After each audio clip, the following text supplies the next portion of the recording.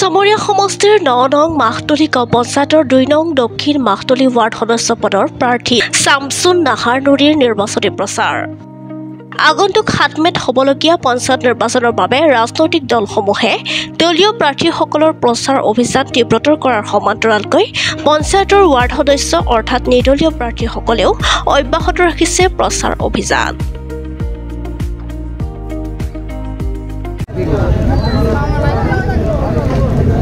শামছুন নাহাৰ নুৰী ৯ নং মাহতলী গাঁও পঞ্চায়তৰ ২ নং দক্ষিণ মাহতলী ৱাৰ্ডৰ পৰা সদস্য পদত আগবঢ়াইছোঁ। মই ৰাইজৰ বিপুল সঁহাৰি পাইছোঁ আৰু ৰাইজে যদি মোক যোগ্য বুলি ভাবে যদি মই জয়ী হ'ব পাৰোঁ, ৰাইজৰ মোৰ জয় নহয়, ৰাইজৰ জয় বুলি ভাবি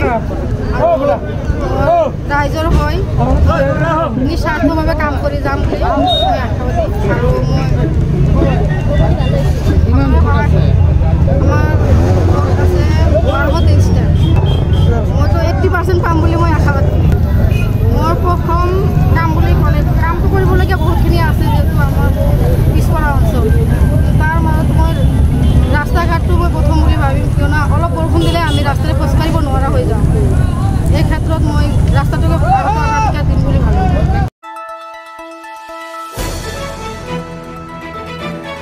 দ্য নিউজলেণ্ডছ অবিৰত তথ্যানুসন্ধান, আপোনাৰ সেৱাত খবৰ সন্ধান।